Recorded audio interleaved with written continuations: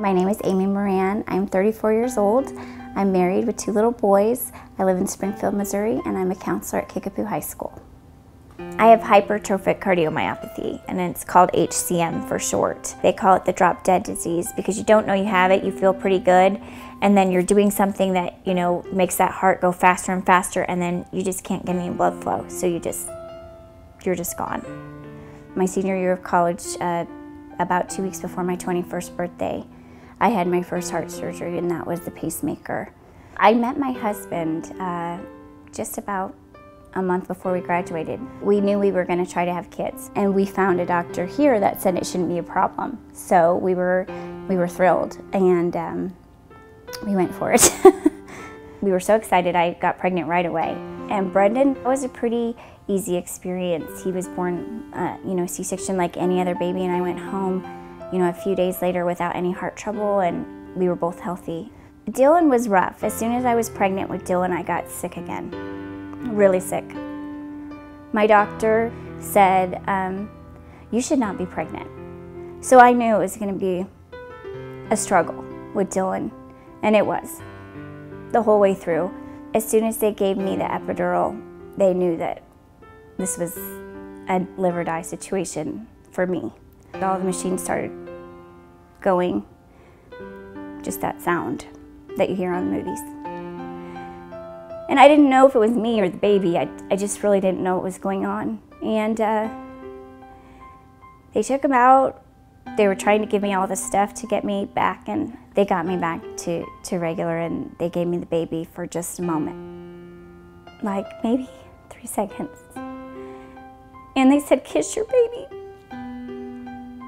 And I did.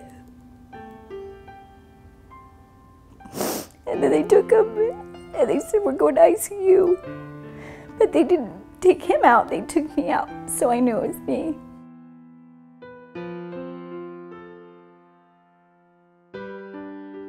After Dylan, my health deteriorated significantly.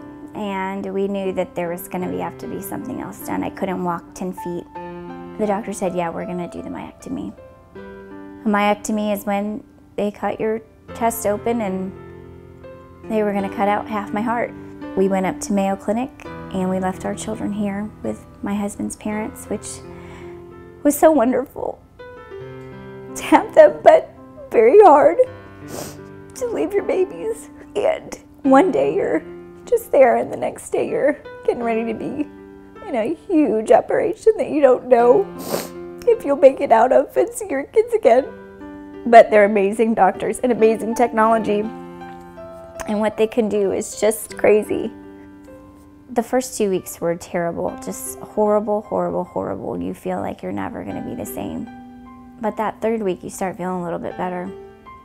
And by 6 weeks I was back to work.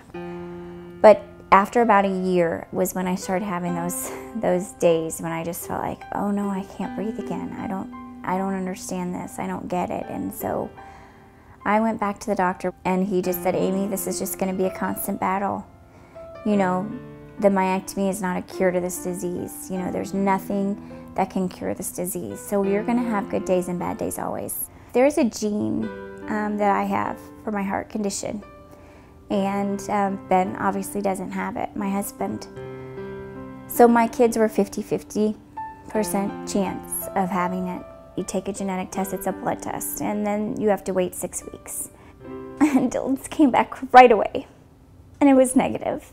He didn't call with Brendan's until a week later, and his was positive. You think it's devastating to hear that you have it.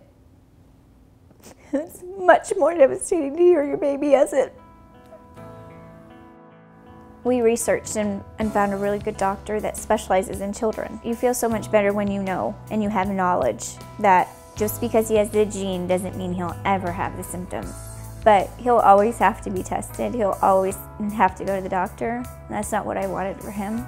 The research that is done with the American Heart Association, and it's just amazing, and it made possible what I had done. I mean, there's no way they could have done that without the research and the funding. That's what keeps me sane about my son having it, because I know, like, even if he gets it, he's 6 years old. So by the time he's 16, he might show symptoms. Who knows what they'll have? Please do what you can.